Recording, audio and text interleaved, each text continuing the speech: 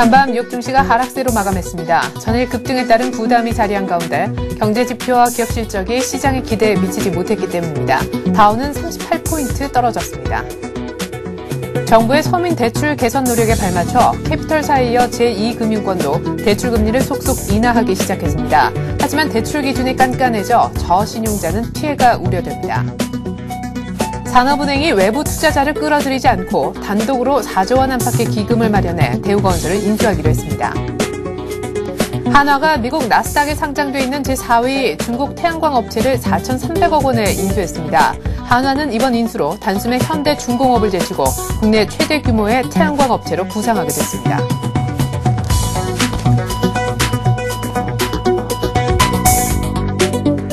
안녕하십니까. 출발센 증시의 최인아입니다. 코스피가 이틀 연속 오르면서 연중 최고점도 다시 썼습니다. 1780 돌파이어서 1790까지도 장중에 돌파하면서 장중 고점은 1796까지 올라왔었는데요. 이제 1800포인트의 장중 고점을 감안하면 4포인트 정도밖에 남겨두지 않고 있습니다. 1790선까지 레벨업 시킨 것에는 외국인들의 공이 컸다라고 보여지는데요. 장중의 투신권에서는 엄청난 매물이 쏟아져 나왔기 때문입니다. 또 장중에는 프로그램 쪽에서도 매도 우위가 꽤 기록이 됐었었는데 단기 급등에 따른 부담도 있었고, 하지만 이래저래 어제 강보합 정도로 상승폭은 조금 아쉬웠지만 1790까지 올려놓았습니다.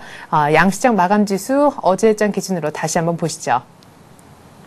네, 코스피는 8포인트 정도 올라서 1790에 끝났고요. 연중 최고점을 경신하고 있는 코스피와는 달리 코스닥은 참 지지부진합니다. 하지만 낙폭도 제한적이었죠. 0.04포인트 떨어졌으니까요.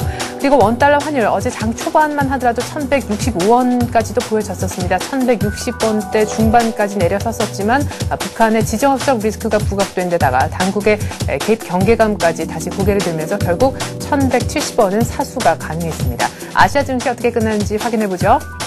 네, 중국이 최근 2주의 최대폭으로 떨어졌습니다. 1% 이상 빠졌는데요. 추가적인 긴축 가능성이 제기가 됐기 때문입니다. 일본 증시는 오히려 이틀 연속 올랐는데 글로벌 증시의 제조업 지표가 여기저기 다 좋았었죠. 때문에 원자재주가 날았습니다. 대만도 한 0.5% 정도 강보합권에 들면서 나쁘지 않게 끝이 났네요. 자, 간밤에 뉴욕 증시 마감도 끝으로 한번 살펴볼까요?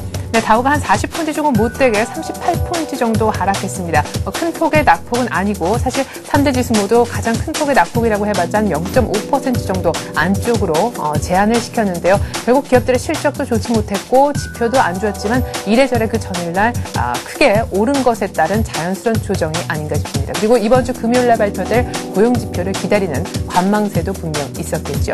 이 같은 마감지수 기억하면서 오늘 전략 지금부터 세워봅니다.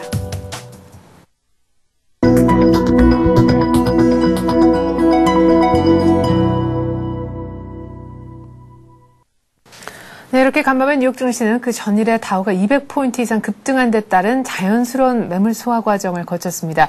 글쎄요, 오늘 우리도 뉴욕 따라서 약간의 조정을 보여줄까요? 아니면 더 갈까요? 자세한 전망 들어보는 시간 지금부터 가질 텐데요. 신한금융투자 신당지점 김희엽 대리와 함께 전망해보는 시간 갖습니다. 안녕하세요. 예, 안녕하십니까. 네, 1780선 돌파 헤드라인 이후에 1790선 돌파 헤드라인이 어제 종가가 나온 이후에 이제 모습을 드러냈더군요. 이제 사실은 장중에 1796까지도 고점을 찍었기 때문에 1800에 사실상 이미 와 있다라는 느낌이거든요. 네, 맞습니다. 연일 시장의 연중 최고점을 찍으면서 상승 랠리가 지속되고 있는데요. 지수가 1800선에 근접하면서 우리 시장의 지수가 8월 중 어디까지 상승할 수 있을지 시장의 관심이 모이고 있는 것 같습니다. 네. 대부분의 증권사들이 8월 증시에 대하여는 코스피 지수 1700에서 한 1850선까지 예측이 가장 많은 것 같습니다. 네. 투자 환경이 나쁘지 않다는 안도감에 글로벌 증시가 반등을 하고 있고요. 물론 어제 좀 밀리긴 했죠. 미국 같은 경우 밀리긴 했지만 네. 전반적으로 국내 증시도 좋을 것으로 보고 있습니다. 다만 2분기 어닝 시즌의 효과가 7월까지 최고조에 달하고 8월 들면서 둔화되기 때문에 지수가 더 상승하기 위해서는 추가적인 모멘텀이 확보되어야 할 것으로 보입니다. 네. 하지만 국내 증시에서는 앞서 말씀드렸듯이 실적 시즌의 효과가 끝나가고 있고 일부 증권사들에서는 8월을 기점으로 경기 둔화에 대한 이야기가 나오고 있기 때문에 국내 내부적으로는 모멘텀을 찾기가 어려운 상황입니다. 네. 따라서 글로벌 경기 둔화에 대한 우려가 줄어들면서 미국의 증시가 안정이 찾아야 될 것 같고요. 네. 또한 하반기 중국의 긴축 강도가 약화되면서 그 중국발 모멘텀이 국내에 불어준다면 더 단기 상승 기조를 좀 당분간 좀 유지할 수 있을 것으로 보입니다. 네. 1800의 터치를 오늘 이렇게 한다고 할지라도 앞으로 추가적인 더 이상의 상승을 위해서는 해외 쪽에서 뭔가 모멘텀이 나와줘야 된다. 이제 G2 국가죠. 미국과 중국 쪽에 좀 기대는 그런 마음을 좀 내비쳐 주셨는데 어쨌거나 우리 국내 증시로만 보면은 모멘텀이 조금 고갈되어 있는 상황이 아니냐. 어닝이라든가 경기 둔화 측면에서 말이죠. 자, 그러면 일단 지수도 지수지만 사실 가장 궁금해하는 것은 어떤 업종 내지 어떤 종목을 사는 것인가에 있을 것 같습니다. 최근 들어서 보면은 IT 자동차만 한 몇 달 전만 해도 계속 얘기를 했었는데 이제는 전 업종이 한 번씩은 다 거론되는 분위기거든요. 일각에서는 소외된 쪽을 사야 된다. 아니다. 아직은 IT 자동차를 3분기까지는 괜찮다. 이런 의견도 있고요. 어느 쪽이 맞는 얘기입니까? 네, 맞습니다. 사실 투자자 입장에서는 그 지수가 얼마만큼 갈지 이런 내용보다는 올라가더라도 어떤 업종이 올라갈 수 있을지가 더 관심의 대상이 될 것 같습니다. 최근 반등에 나오고 있는 그 IT, 요즘 며칠 소폭 나왔습니다. 네. IT 같은 경우. 며칠 전 상승이 눈에 돋보이면서 신고가 종목이 많이 나온 자동차. 네. 이 업종들이 다시 시장에 대장주로 복귀하면서 랠리가 나올지, 아니면 말씀하신 것처럼 철강, 기계, 해운, 금융주, 이런 그동안 한 7월 이전까지 소외주에서 지수 1800선 돌파를 만들 수 있을지가 관심의 대상이 되고 있습니다. 네.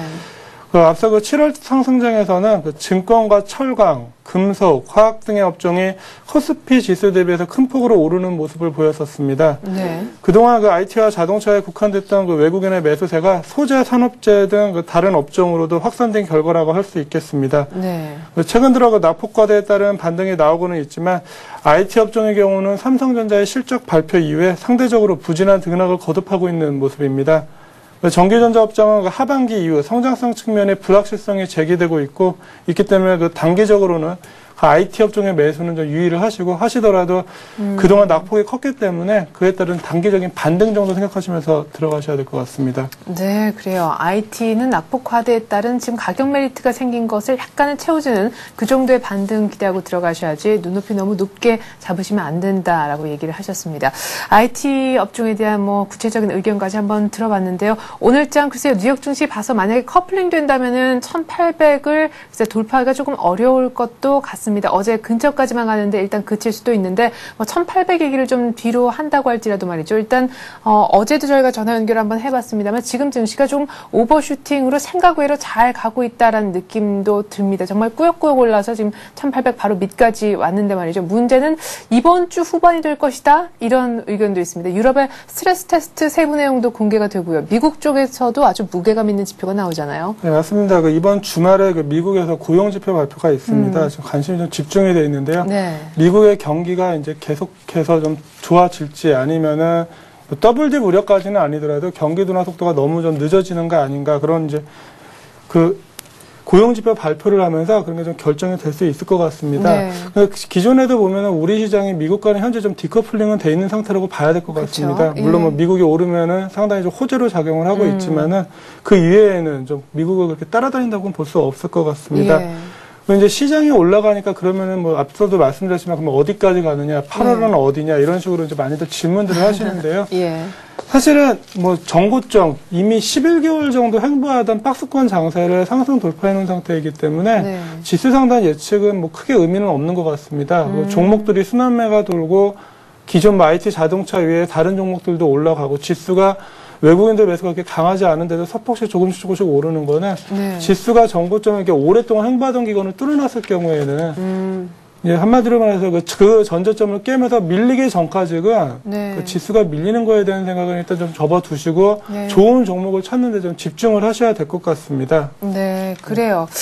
지난주에 제가 잠깐 휴가를 다녀온 동안 보니까 현대제철을 귀신처럼 이렇게 말씀을 하셔가지고 계속해서 신고가를 잘 내고 있던데 이를테면 이제 이런 종목을 사서 좀 붙어야 된다 이런 말씀을 하시는 것 같습니다. 하지만 가격 부담을 또 느끼고 있는 것도 사실이어서 어떤 업종, 어떤 종목으로 들어가서 좀 잘 가고 있지만 들어가 볼 만한 가격대에 있는 종목을 발굴해내느냐 이것도 굉장히 중요할 것 같은데 일단 앞서서 이제 IT는 단기적으로 하반기 생각할 때 조금 어려울 수 있겠고 굳이 들어간다면은 낙폭에 대한 어떤 반등 정도 기대하고 들어가 볼 수 있겠다 이렇게 얘기를 하셨습니다. 아까 유망한 것이 이제 수급으로 본다면 그 외 어떤 소외됐었던 지금까지 업종들 금융 쪽이라든가 뭐 현대제철에 들어가 있는 철강, 화학 이런 쪽에 얘기를 하셨었잖아요. 조금 더 살을 붙여서요 전략을 한번 세워봐 주시죠. 최근 지수가 그 전고점 돌파 이후 그 안정적인 모습을 보이고 있습니다. 앞서 말씀드렸지만 IT 업종의 경우는 하락 이후 반등 수준의 상승밖에 못 보여주고 있고 자동차와 화학 업종이 그 상승을 했지만 이 역시 그 아직까지는 시세의 연속성이 있다고 보기엔 좀 어려울 것 같습니다. 네네. 어찌 보면 최근 IT 업종의 반등은 그 7월에 그 비주도주였던 그 증권, 철강, 금속, 화학 업종 등이 상승하면서 상대적으로 오르지 못했던 그 기존 주도주들이 그 반등한 면도 있습니다.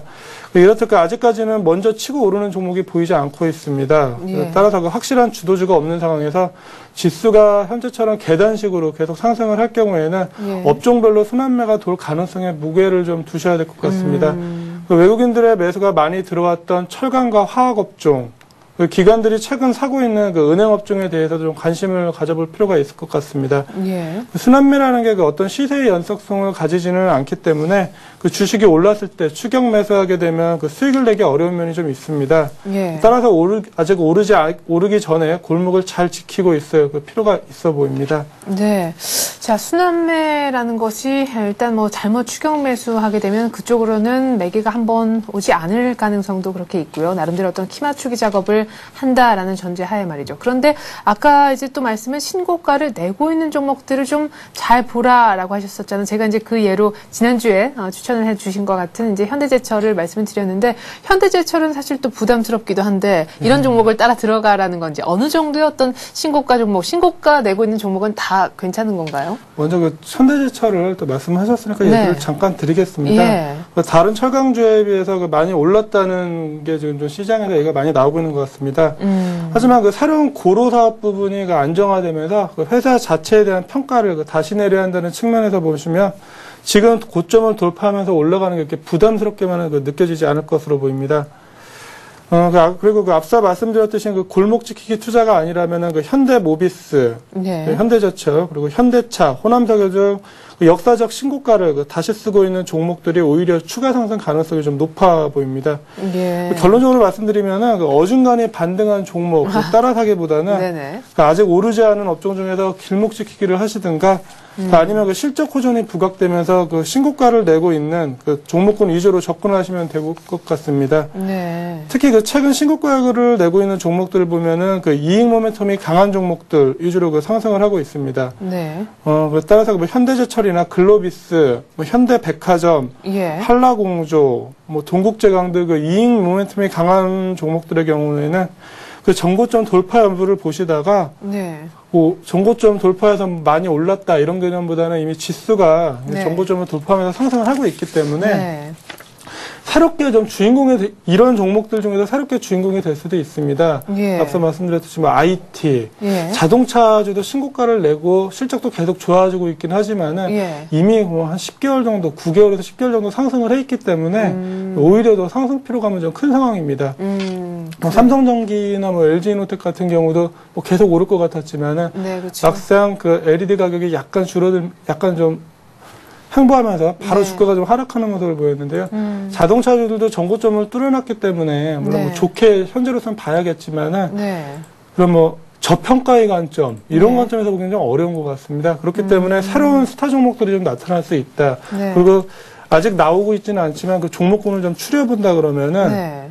그 철강이나 화학업종 이쪽에서도 예. 좀 나올 수 있을 것 같고요. 네. 또 잘들 안 보고 계시지만은 네. 요즘 백화점이나 홈쇼핑 이런 유통업체들의 경우가 보면은 7월경 들어서면서부터 좀 많이 상승을 하고 있습니다. 그래서 네. 뭐 IT가 언제 오르냐 이것들만 보고 계시는데 예. 들고 있으니까요. 예. 그래요. 이러한 유통주 쪽도 좀 관심을 가지고 보시면은 이미 만약에 7월 초 정도에 만약에 들었으면 수익이 상당히 나셨을 겁니다. 네. 그래서 새롭게 신고가를 내거나 낼 만한 종목들 이런 쪽에도 좀 관심을 가지고 보셔야 될 것 같습니다. 네. 또 어제 또 저 기사를 보니까 개인분들 지금 7월 중반 이후 제일 많이 나오신 종목이 하이닉스, 삼성전기, 뭐 LG 디스플레이, 대한항공. 네, 그러니까 수익이 안 좋죠, 이런 것들 지금. 많이 사셨더라고요. 네. 근데 아까 전에도 말씀을 드렸지만은 네.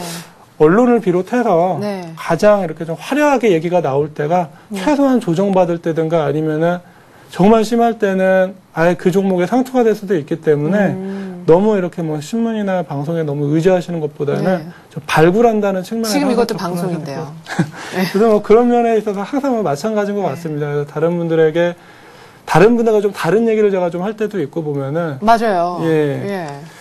근데 뭐 그런 것 같습니다. 이게 남들과 따라간 다음에 작은 수익은 내실 수 있겠지만은 어차피 뭐 큰 수익을 내거나 꾸준한 수익을 내시는 분들은 남보다 좀 반발자국 이상 앞서가시는 분들이기 때문에 네. 남들보다 조금은 좀 앞서서 생각을 하셔야 될 것 같습니다. 그래요. 아까 그 언뜻 얘기하시는 거 보니까 어쨌거나 도안이면 뭐다 하는 생각이 듭니다. 아직 안 오른 섹터에 들어가서 길목을 딱 지키고 있던가 아니면 지금 신고가 내고 있는 그런 종목들 중에서 좀 괜찮은 것을 실적 호전주를 좀 잡아보던가라는 것인데 좀 괜찮은 섹터는 지금 철강이라든가 화학 유통 이쪽인 것 같다라고 얘기하셨는데 또 종목들 언급한 것 중에서 제가 좀 거기에 해당하는 거를 동그라미를 쳐보니까 동국제강, 현대백화점 정도가 이제 유통, 철강 쪽에 있는 그런 종목, 유망한 끼가 있는 그런 종목인 것 같습니다. 두 종목 중에서 하나 정도만 구체적으로 얘기를 좀 들어보죠. 동국제강 같은 경우 실적은 호전되고 있지만 기본적으로 후판 업체이기 때문에 네. 조선업체적 업황이 좋아져야 좀 상승을 할 수 있을 것 같습니다. 그래서 아직까지는 좀 시간이 좀 남아있지 않나 오를 네. 때까지 좀 그렇게 보이고 예. 그리고 뭐 석유화학 업종이라든가 최근에 뭐 신고가를 낸 자동차 업종 이런 쪽은 뭐 다른 분들도 워낙에 얘기를 많이 해주시니까는 네. 아직까지 주가는 오르고 있는데 사람들 전혀 관심 없는 게 그냥 백화점 유통업체입니다. 예. 뭐 아시겠지만 뭐 정부에서도 자꾸 내수 활성화 이런 쪽을 얘기를 하고 있기 때문에 네. 좀 관심 있게 보셔야 될 것 같습니다. 그 중에서 좀 현대백화점 한번 말씀을 드리겠습니다. 네. 그 동사는 금년 8월 그 일산점 출점을 시작으로 해서 2015년까지 7개 신규 백화점을 출점할 계획입니다. 이는 그동안 그 주식 가치의 저평가 요인이었던 성장성에 대한 우려를 불식시킬 것으로 보입니다. 또한 현대홈쇼핑과 HCN의 연내 상장이 예정되어 있어서 이들 자회사의 기업 가치 재조명에 주목할 필요가 있어 보입니다. 특히 현대홈쇼핑의 경우 9월 중 상장이 예상되기 때문에 동사 주가에 긍정적으로 작용을 할 것으로 보입니다. 네. 또한 경기회복에 따라서 동사의 3분기 총 매출과 영업이익 역시 증가할 것으로 보고 있고 네. 인건비와 광고 촉진비의 효율적 집행이 유효하게 이루어지고 있어서 하반기에도 이익 증가 기조는 지속될 것으로 보입니다. 네. 특히 최근 들어서 IT 업종이 상대적으로 부진한 상황에서 백화점과 홈쇼핑 등 내수 유통업체들의 시세의 연속성을 보이고 있기 때문에 뭐 아직까지 나오진 않았지만 새로운 주도주 중에 하나로 자리매김을 할 수도 있을 것 같습니다. 네. 그 전에도 보면 내수주 같은 경우가 뭐 지수가 또 올라가니까 뭐 2,500, 3,000 이제 이렇게 보면 또 뭐 공식적으로 얘기는 안 하고 있지만 그런 예. 쪽으로 얘기들이 나오고 있는데 네. 제가 생각할 때는 만약에 그런 장이 온다 그러면은 IT나 뭐 자동차 이런 거 가지고 거기까지 좀 어려울 것 같습니다. 만약에 네. 그런 식으로 큰 장이 온다 그러면은 네. 내수주 쪽에서 좀 관심을 가지셔야 될 것 같고요. 네. 그 전에도 내수주는 한번 오르기 시작하면 꾸준히 계속 오르는 좀 특성을 보입니다. 아직까지는 뭐 정고점 수준이기 때문에 좀 관심을 네. 가지고 보셔야 될 것 같고. 예. 현대백화점 차트 예. 한번 보죠. 지금 보면은 최근에 7월 이후에 5월 들어서면서부터 상승을 시작해서 5월에 한 9만 원, 10만 원대를 관심을 좀 못 받고 있었습니다. 네. 관심을 못 받고 행보하다가 6월에 바짝 올랐네요. 예, 최근에 한 6월 들어가면서 쭉 오르고 그 다음에 이제 또 다시 정고점 돌파를 해서 왔다 갔다 하고 있었습니다. 근데 지금 최근에 이제 환율이 1,200원 밑으로 빠지고 정부에서 또 내수 부양책 계속해서 얘기가 나오고 있습니다. 그래서 네. 주가도 124,000원. 네. 뭐 최근 중에 고점이고 역사적으로도 신고가 지금 부근, 역사적으로 좀 고점 부근입니다. 네. 이것도 현대제철과 좀 비슷한데 그동안 좀 상승 모멘텀 자체가 없었는데 현대제철도 고로를 이제 가동하면서 그게 이제 새로운 신고가를 내는 계기가 됐듯이 네. 현대백화점도 앞으로 쭉 나와 있는 특히 홈쇼핑 상장이라던가 이제 신규 오픈하는 업체 백화점 매장도 한동안 좀 백화점 신규로 오픈한 게 없었습니다. 네. 이런 부분들이 주가에 작용한다 그러면은 예. 또 지금과는 전혀 다른 좀 모습을 보였을 것 같고 네. 매수가는 또 어제 미국 시장 상승, 어제 좀 큰 폭으로 한 4~5% 올랐었습니다. 예. 매수가는 오늘 좀 장에 조정이 좀 나온다 그러면은 네. 12만 1,000원, 장중 조정이 나올 것 같아서 12만 1,000원 정도 잡았고요. 네. 목표가는 제가 14만 원 정도 잡아놨는데 증권사들 컨센서스는 뭐 16만 원까지 일단 얘기는 나오고 있습니다. 네. 그리고 만약에 뭐 11만 6천 원 이하로 네. 박스권을 매수를 했는데 박스권 이하로 만약에 하락을 종가 기준으로 하락을 한다 그러면은 네. 내수주들이 또 당분간 좀 쉴 걸로 보고 네. 손절을 하시는 쪽으로 또 말씀을 드리겠습니다. 네. 그래요. 남들 다 사는 종목 말고 조금 더 큰 수익, 좀 먼저 가서 길목을 찍힌다기보다 어떤 길을 만든다라는 느낌도 드네요. 예, 현대백화점 한번 관심을 가져보시기 바라겠습니다. 지금 좀 쉬고 있긴 한데 14만 원까지 기대를 하시네요. 오늘 이렇게 해서 오늘의 센 전략 코너는 신한금융투자 신당지점 김희엽 대리와 함께 해봤습니다. 고맙습니다. 예, 감사합니다.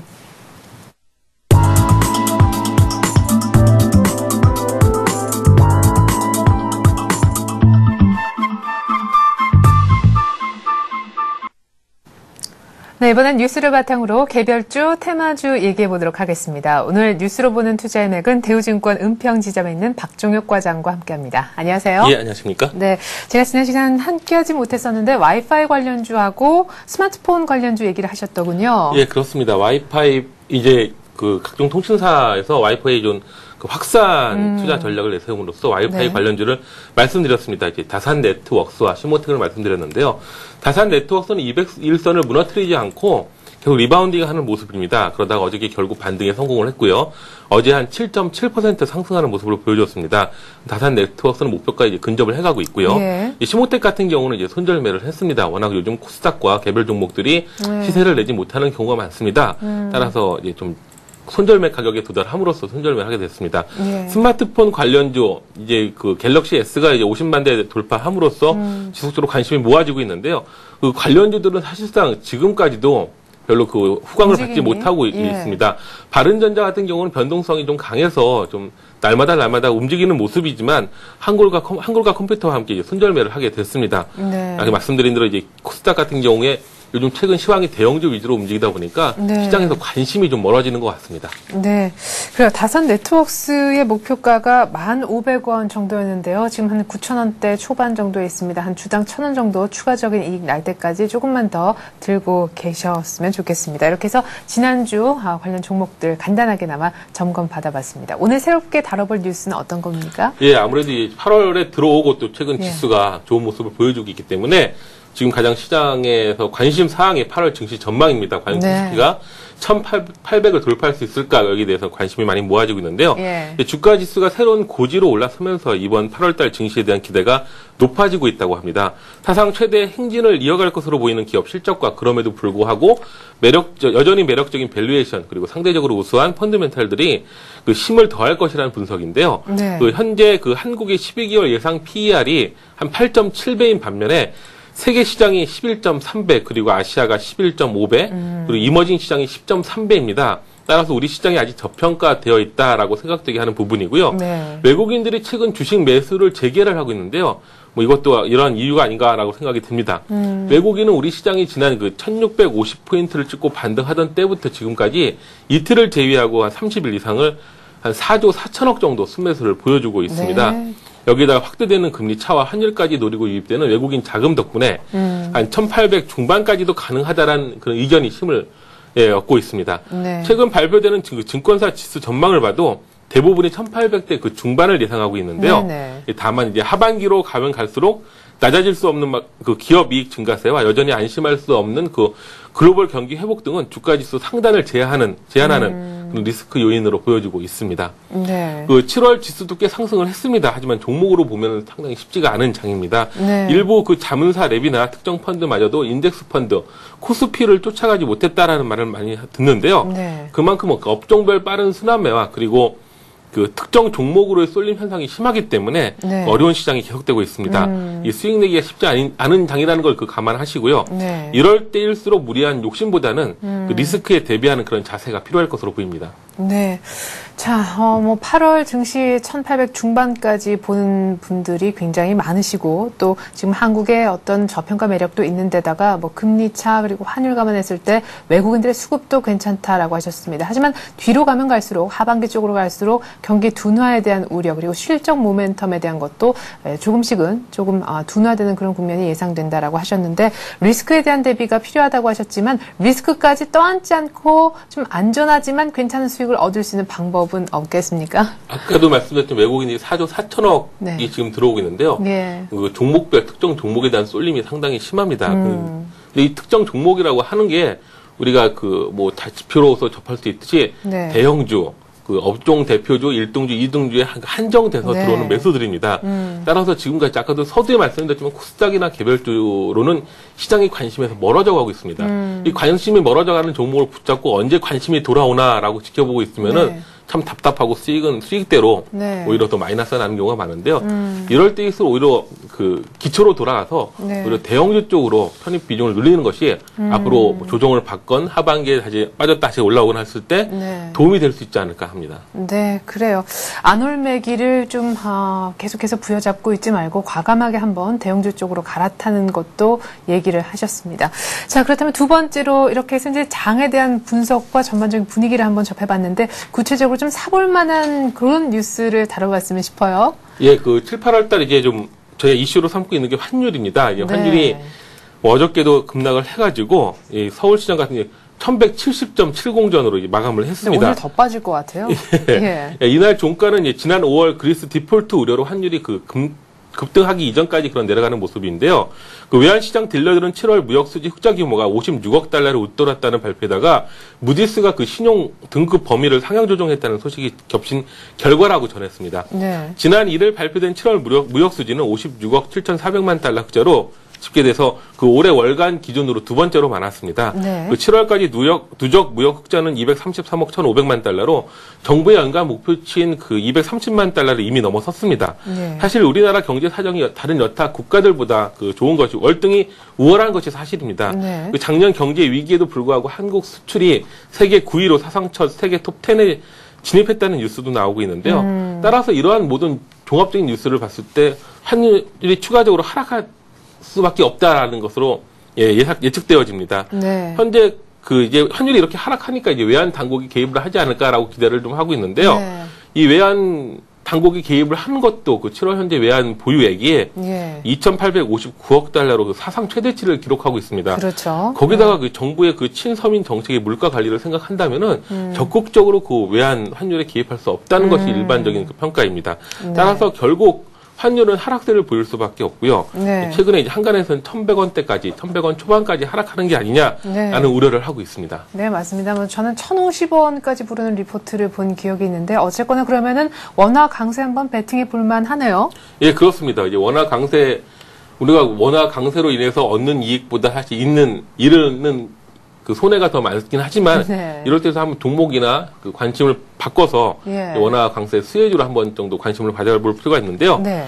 그 중에 들고 나온 종목이 이제 호텔 신라입니다. 그 호텔 신라 같은 경우는 그 2, 4분기 이미 사상 최대 수익을 봤습니다. 네. 영업이익이 326%가 증가를 했고요. 네. 당기 순이익이 740% 증가를 했습니다.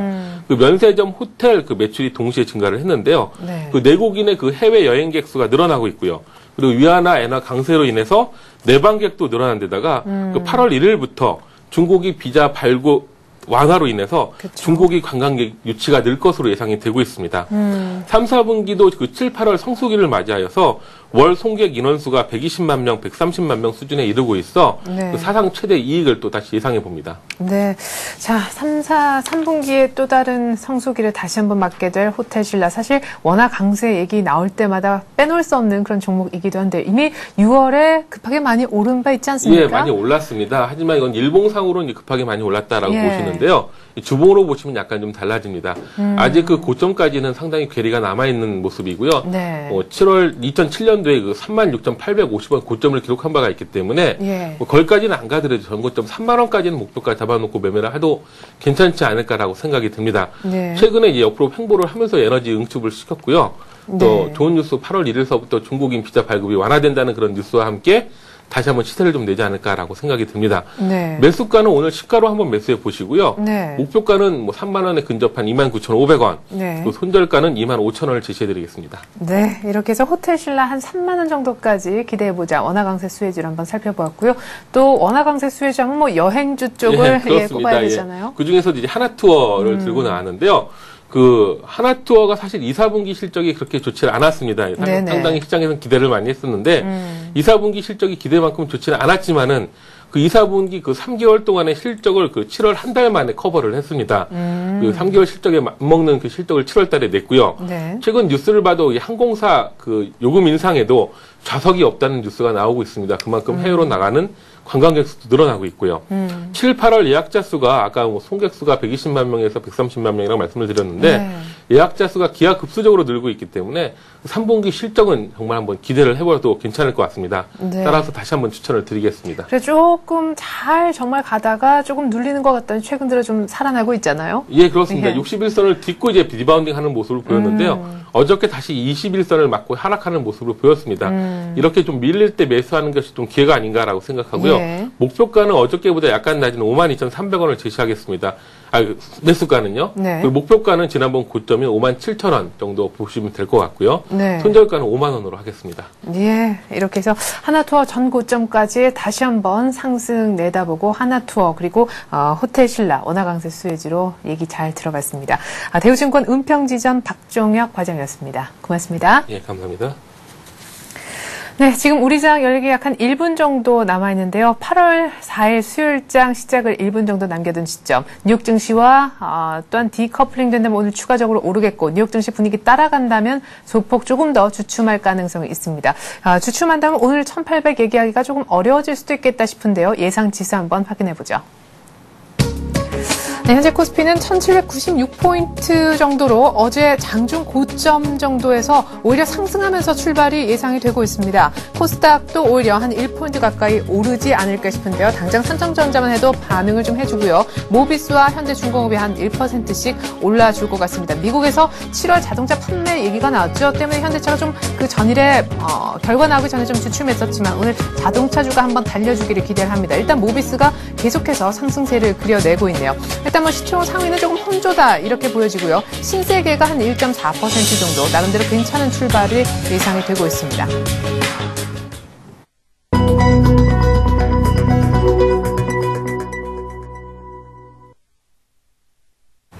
네, 8월 4일 수요일 우리장 이제 막 열렸습니다. 코스피가 뉴욕 증시의 약간의 조정과는 상관없이 상승 출발하리라. 심지어 어제 장중 고점 정도에서 출발이 예상됐었는데요. 실제로 출발을 몇 포인트에서 하고 있는지 시초가 분석해드리겠습니다. 화면 함께 보실까요? 네, 현재 코스피가 1793.7 정도에 출발하네요. 어제 장중 고점까지는 아니더라도 뉴욕 증시 분위기를 일단 시초가에서는 따라가지 않는 모습이 나타나고 있습니다. 자, 코스닥도 뭐 지지부진한다 할지라도 일단 480한 3포인트 근처까지 오르면서 일단은 뭐 같이 양시장 모두 오르면서 출발하네요. 삼성전자도 81만 6천 원이고 포스코도 50만 6천 원입니다. 현대차도 0.6% 정도 오르면서 오늘 시총 1, 2, 3위에 모두 상승 흐름이 눈에 띕니다. 신한지주와 삼성생명 조금 눌리면서 금융섹터가 오늘 좀 약한가 싶기도 한데요. 낙폭은 그렇게 크지 않습니다. LG화학도 강보합, 현대모비스도 강보합, 오늘 현대중공업이 1.5% 가까이 뛰면서 아까 동시효과에서 봤었던 것처럼 현대중공업이 한 시총 한 12 정도 안에서는 가장 높은 상승률로 출발을 하면서 좋은 탄력을 보여주고 있습니다. 자, 좀 전에 저희가 신한지주, 삼성생명 좀 약하다라고 말씀드렸는데 KB금융 역시 조금 밀리면서 오늘 은행주가 어제에 이어서 오늘도 약세 국면을 이어나갈 것 같습니다. 그리고 어제 지주회사 어제 LG자 붙은 종목들이 많이 올랐었죠. 뭐 LG, LG전자, LG디스플레이 그리고 LG 이노텍까지 모두 다 상승했었는데 오늘 LG전자는 어제 또 큰 폭으로 3%대 상승세 있었기 때문에 일단은 한번 소화를 조금 하고 물량 소화하고 갈 모양입니다. 주주에서 LG도 약간의 조정이 있네요. 그러나 LG디스플레이는 추가적인 상승을 하면서 37,500원 모습 보여줍니다. 한익스도 어제여서 또 소폭 조금 더 상승해서 일단 22,000원 선에는 안착하려는 움직임. 그리고 기아차가 자동차주 가운데서 오늘 모비스와 함께 조금 달리네요. 현대차가 오히려 상승을 하지만 좀 상승폭은 두 종목에 비해서 좀 적지 않나 싶은데 32,700원. 기아차의 미국의 7월 판매 실적도 사상 최대였다고 하죠. 현대차와 더불어서요. SK에너지도 오늘 아침에 13만 원 또 다시 한번 터치하는 모습이고요. 우리 우리금융이 그래도 금융 지주 쪽에서는 유일하게 플러스를 오늘 아침에 달아줍니다. 롯데쇼핑 어제 52주 신고가 냈지만 오늘 더 나가네요. 39만 4천 원까지. 신세계는 오히려 더 상승폭은 큽니다. 1% 이상 오르면서 오늘 이쪽 유통주 관련해서 대장주 두 종목 롯데쇼핑, 신세계가 시총 상위 종목에서도 좀 눈여겨 보여집니다. 그러나 삼성, 전기, 화재 모두 다 좀 흐름이 조금 좋지는 못하고요. 현대제철도 일단 20종 한 번은 죽이는 모습입니다. 삼성물산도 약보합이며 두산중공업이 글쎄요, 큰 뉴스가 이 정도면 나올 것 같은데 말이죠. 오늘 6.5% 가까이나 급락합니다. 7만 3천 원. 이따가 어떤 이유에서인지 이유 알려드리도록 하겠습니다. 현재 코스피는 1793포인트. 어제 6% 이상 급락했었던 다음은 오늘 1% 정도 이상 반등을 해주고 있고요. 또 어제 큰 폭의 상승세를 그려냈었던 포스코 ICT와 메가스타리는 오늘 추가적으로 더 오르는 모습을 보여주고 있습니다. 네, 지금보다 자세한 출발 상황 분석 전문가로부터 들어보는 시간 가질 텐데요. 현대증권 투자 컨설팅 센터로 가서 배성영 연구원 한번 불러보죠. 안녕하세요. 네, 안녕하세요. 네, 어제 장중에 1796까지 봐서 사실은 1700을 이미 종가상으로도 갔다 왔다 이런 느낌인데 조금 속도가 더뎌진다 하는 느낌이 듭니다. 예, 아무래도 국내 증시의 경우 최근 기술적인 측면에서 박스권을 돌파한 이후에 추가 상승을 보이고는 있지만 역시 계속되는 펀드 환매 매물로 인해서 역시 오버슈팅의 형태보다는 계단식의 완만한 상승 형태를 보이고 있습니다. 역시 1800선에 대한 심리적인 저항이 계속되는 상황으로 보시면 될 것 같고요. 역시 미국 증시 그런 흐름을 보시면 어제 개인 소비와 소득이 예상치를 하회했고요. 잠정주택 판매도 추가적으로 하락하면서 여전히 부진한 경기 모멘텀을 반영하고 있습니다. 다만 시장이 약보합 정도의 조정에 그치면서 전반적인 미국 증시의 흐름도 상승 추세를 유지하면서 짧은 조정의 흐름을 보이고 있는데요. 전반적으로 이번 실적 시즌 이후에 국내 섹터별 흐름을 보았을 때에는 자동차와 화학 섹터가 다시 주도주로 나서면서 IT 섹터 역시 전반적인 반전의 조짐을 보이고 있다는 점에서 전반적인 시장의 그런 흐름은 양호한 상태로 보시면 될 것 같습니다. 네, 그래요. 일단 계단식 상승, 어떤 굉장히 가파른 어떤 상승보다는 지금 계단식으로 상승하는 가운데 IT주가 좀 빨리 좀 돌아섰으면 하는 그런 바람입니다. 어쨌거나 펀드런이 지속되고 있어서 이 부분은 수급에서 좀 걱정이지만 그나마 괜찮은 것은 외국인들의 수급이 아닐까 싶은데요. 수급상으로는 향후 전망까지 조금 하신다면 어떻게 하실 수 있으신지요? 예, 최근 전반적인 글로벌 저금리 유지 속에서 이머징 마켓 쪽으로 자금이 계속적으로 유입되고 있는 것이 글로벌 수급 상향의 특징으로 볼 수가 있겠는데요. 내부적으로는 국내 증시의 그런 매수 주체가 외국인과 기금 투자자라는 점에서 향후 외국인의 매수세 지속성 여부가 수급 측면에서 가장 중요한 변수가 될 것으로 보고 있습니다. 참고로 기금 투자자의 경우에는 올해 국내 주식 투자 비중 목표치인 약 16.6% 정도를 고려할 때 약 6조 원의 추가적인 매수 여력이 있는 것으로 추정을 저희가 해볼 수가 있겠고요. 외국인의 매수의 경우에는 과거 외국인들의 매매 형태가 환율 측면과 밸류에이션 측면을 동시에 고려한 부분이 있었음을 확인할 필요가 있다고 보고 있습니다. 과거 외국인이 매도세를 보였던 시기는 원화 강세 압력에 따른 환차익 매력이 크게 부각되었던 시점과 밸류에이션이 경험적으로 고점 수준을 넘어서는 시기에 외국인의 매도세가 집중되었는데요. 이러한 시기는 약 2006년도 중반과 2007년 동안의 그런 시기에 해당할 수가 있겠습니다. 반대로 역으로 생각해보면 현재 국내 원화 강세의 압력이 계속적으로 큰 상황이고요. 밸류에이션도 경험적인 저점 수준에 있다라는 점에서 외국인의 매수세는 좀 더 이어질 것으로 예상을 해볼 수가 있겠고요. 경험적으로도 2003년과 2004년도에 이러한 비슷한 흐름을 저희가 확인했기 때문에 외국인의 매수세는 좀 더 이어질 수 있을 것으로 예상하고 있습니다.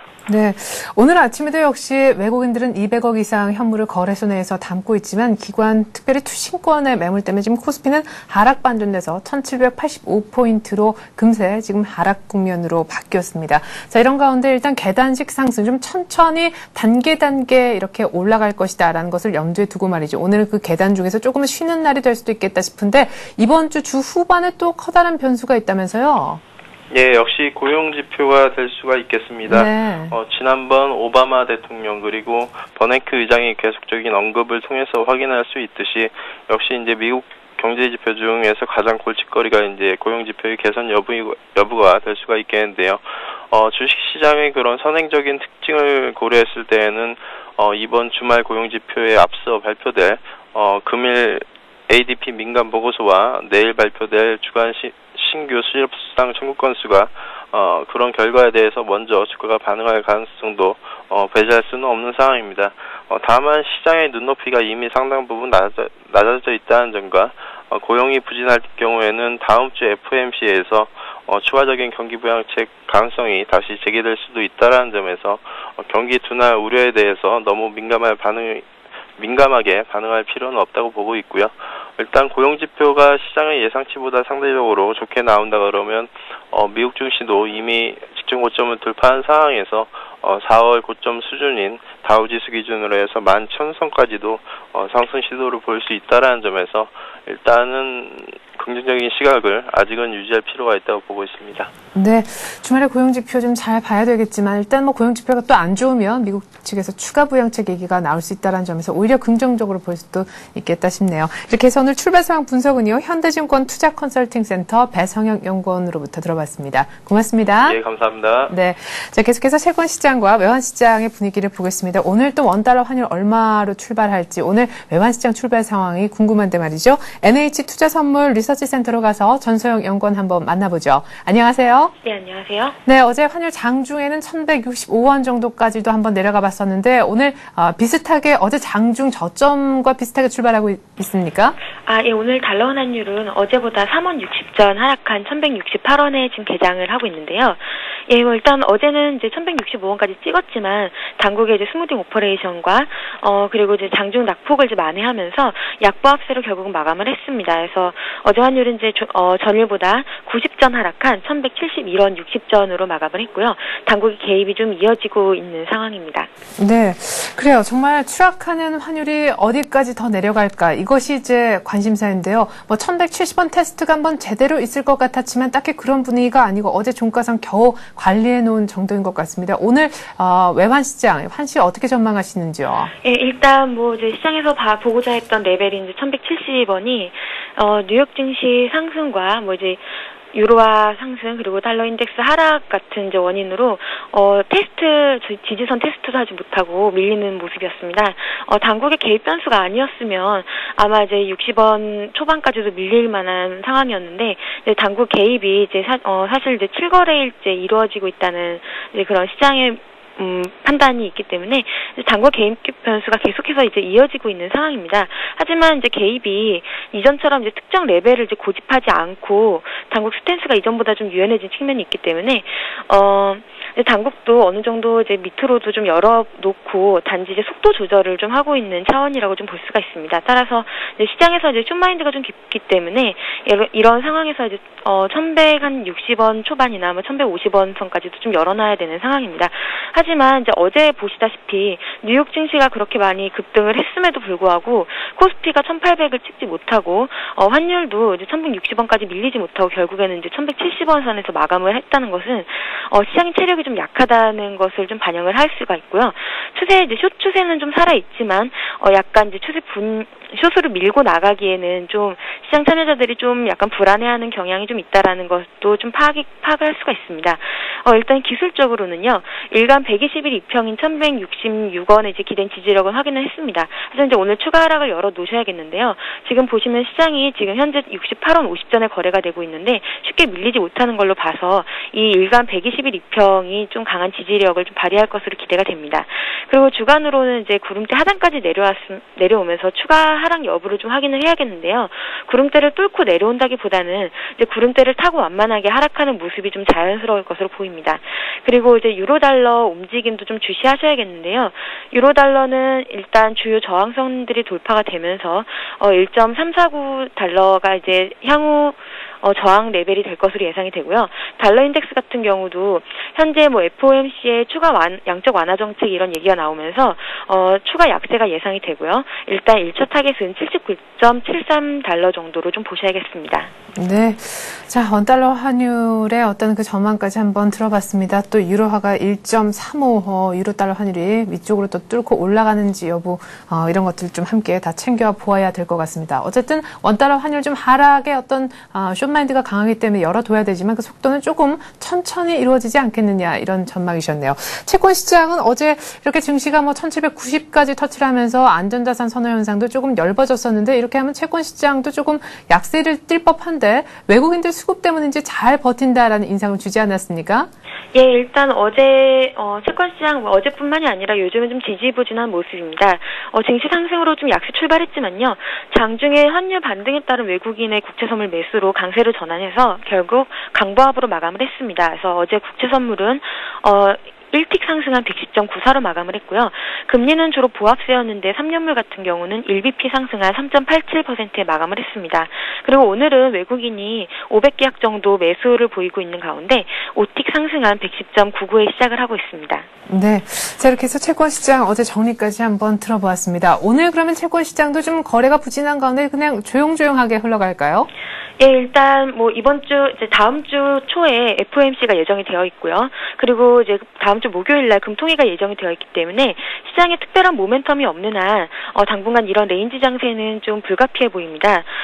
일단 거래 의지가 좀 많이 약해지면서 거래량도 이제 6만 계약 안쪽으로 좀 많이 줄어든 상황입니다. 그래서 외국인 변수가 좀 많이 주목을 받을 만한데요.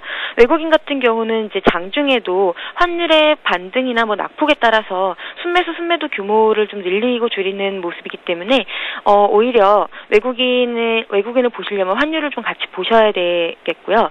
그리고 국채 선물 같은 경우는 기술적으로는 이동평균선이 110.80에서 111선에 모여들고 있기 때문에 요즘 모멘텀이 없는 시장에 레인지 형성으로 좀 작용을 할 것으로 보입니다. 그리고 여전히 증시 변수에 따라서 오늘은 이제 소폭 강세를 나타내고 있고요. 오늘 계속 뭐 이런 강세 흐름 이어질 것이라고 예상이 됩니다만 111선을 자신 있게 뚫어낼 수 있을지는 좀 의문이 되고요. 요즘에 좀 주목해야 될 만한 상황이 미국채 금리랑 국내 금리가 약간 디커플링을 보이고 있습니다. 다음 주에 이제 미국의 FOMC에서 양적 완화 정책을 실시하는지의 여부에 따라서 미국 금리가 좀 많이 변동성을 보일 것으로 예상이 되는데 우리 금통위에서도 국내 경기 상황이 펀더멘털이 좋다고 하지만 이런 미국의 FOMC 결과를 무시할 수는 없을 거라고 생각이 듭니다. 그래서 현재 이제 금리가 반등할 때마다 좀 단기적으로 매수하는 전략이 좀 바람직하다고 생각이 됩니다. 네, 미국 쪽에서 양적 완화 추가적인 얘기 나오면 우리 금리 인상에 대한 기대감이 있더라도 미국 쪽의 입김이 조금 더 세지 않겠느냐 이런 얘기셨네요. NH투자선물 리서치센터 전소영 연구원이었습니다. 고맙습니다. 네, 감사합니다.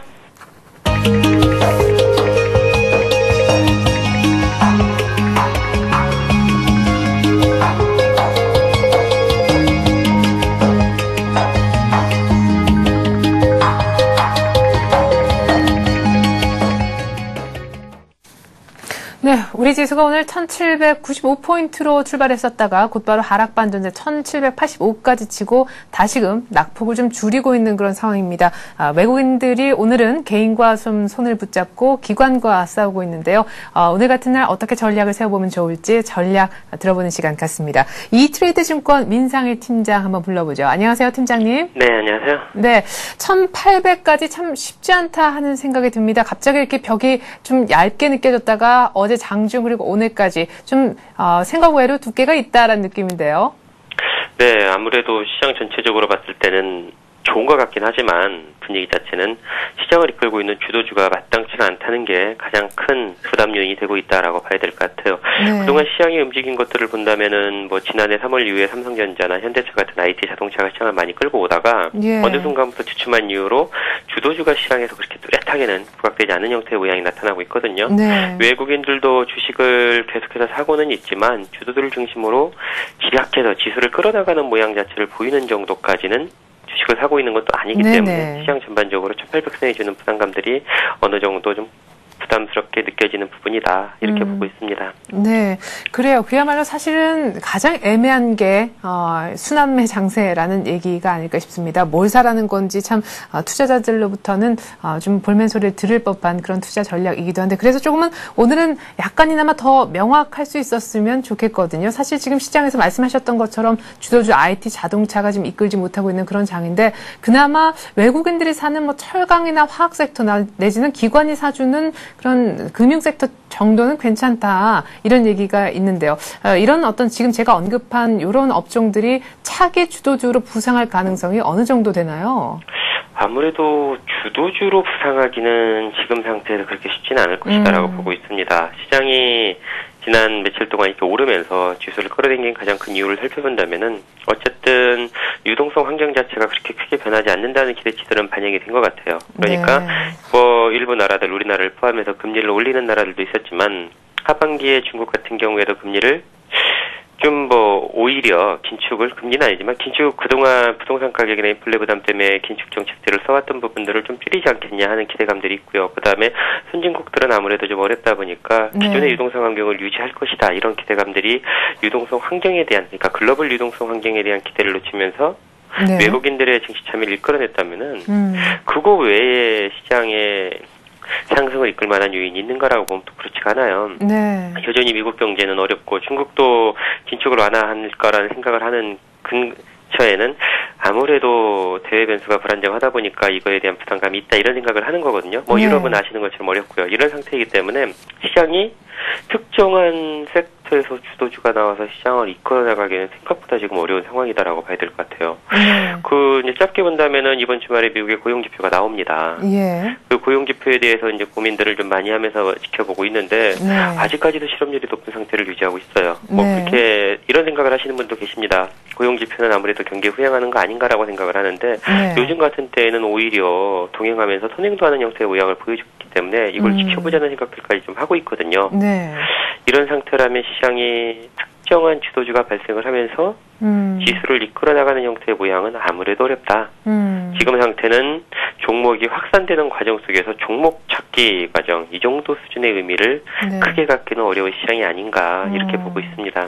굳이 테마를 좀 찾는다면 저희가 앞서 좀 다뤄보기도 했었는데 원화 강세 쪽은 어떤가요?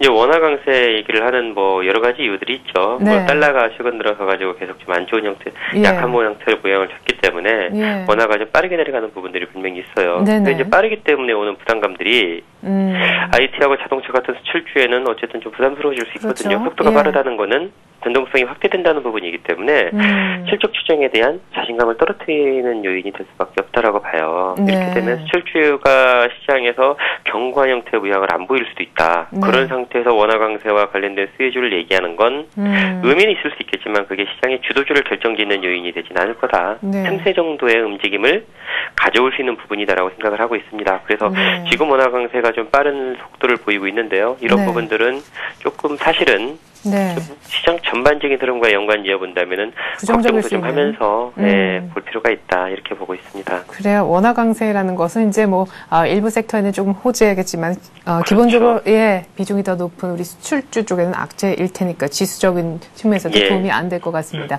자, 그러면 좀 볼만한 것들이 어떤 게 있을까요? 고용 지표 나오기 전에는 일단 조금 보수적으로 대응하는 게 맞나요? 그렇죠. 나오기 전에 사실 볼만한 요인들이 굉장히 좀 많지는 않습니다. 특히 이제 7월달에 외국인들이 좀 많이 샀잖아요. 외국인에 대해서 관심이 많았었는데 지금도 결국은 외국인이 뭘 사느냐가 제일 중요할 수밖에 없는 건데 7월달에 보면은 외국인들 같은 경우에 삼성전자만 열심히 사는 모양을 보여줬어요. 다른 종목을 많이 사진 않았거든요. 이 얘기는 곧 외국인이 시장을 접근하는 게 아니라 외국인도 특정 종목을 사는 부분들이 컸다라고 봐야 되는데 삼성전자 같은 경우에 보면은 시가총액 비중이 그러다 보니까 2006년 하반기 이후로 가장 높게까지 올라왔습니다. 이제 이걸 저는 좀 고민을 하면서 봤는데 7월 말부터 외국인들 삼성전자에 대해서 주식을 좀 팔더라고요. 그 얘기는 꼭 외국인들도 삼성전자란 특정한 종목에 집중을 해서 주식을 샀지만 지금은 조금 부담을 느끼는 형태가 있고 앞서 말씀드렸던 것처럼 환율의 하락폭이 커지게 되면 그 부담은 좀 더 커질 수 있겠죠. 그렇겠죠. 이런 것들까지 좀 감안을 해서 봐야 될 것 같기 때문에 지금 상태에서는 딱히 세게 보면서 시장을 바라볼 만한 끌어당길 만한 모멘텀 요인들 이런 것들이 구체적으로 구체적으로 드러나긴 아직은 어려우시 않을까 이렇게 보고 있습니다. 네, 알겠습니다. 그래요.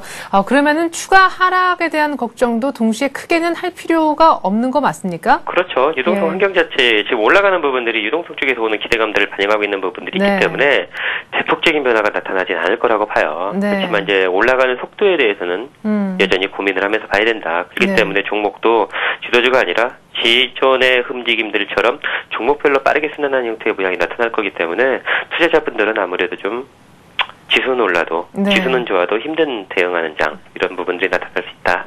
이렇게 판단하고 네, 있습니다. 사실 시간은 없는데 이거 하나만 더 여쭤보고 싶네요. 네. 코스닥에 많은 종목을 들고 계신 거의 코스닥을 예. 다 포트폴리오를 꾸리신 우리 조금 지금 애석한 우리 시청자분들은 어떻게 해야 됩니까? 이게 좀 어려워요. 그 이제 예. 대형주는 괜찮은데 중형주, 소형주들 같은 경우에는 아무래도 팔고 있는 부분들 이제 기관들이 많이 팔고 있거든요. 예. 펀드 환매에 대한 대응도 좀 있을 것 같고요. 네. 그 다음에 시장 전반에 대한 불확실성도 좀 반영을 하는 부분들이 있기 때문에 네. 코스닥 시장은 거래소하고 지금 차별화된 형태의 모양이 나타나고 있는데 네. 이런 부분들이 좀 더 이어질 가능성이 있다. 이렇게 판단하고 있어서 코스닥 시장의 종목들 아직까지는 시장 내부에서 좋은 모습 보이기는 조금 힘들 걸로 판단하고 있습니다. 네, 아이고. 네, 코스피도 위쪽으로 뭐 쑥 간다는 얘기는 못 들었고요. 코스닥의 이 어두운 코스피와의 어떤 차별화는 앞으로 조금 더 진행될 수 있다. 이런 양시장에 대해서 조금은 다 어두운 전망 잘 들어봤습니다. 이트레이드 증권 민상일 팀장과 함께 오늘 전략 세워봤습니다. 고맙습니다. 네, 고맙습니다. 네.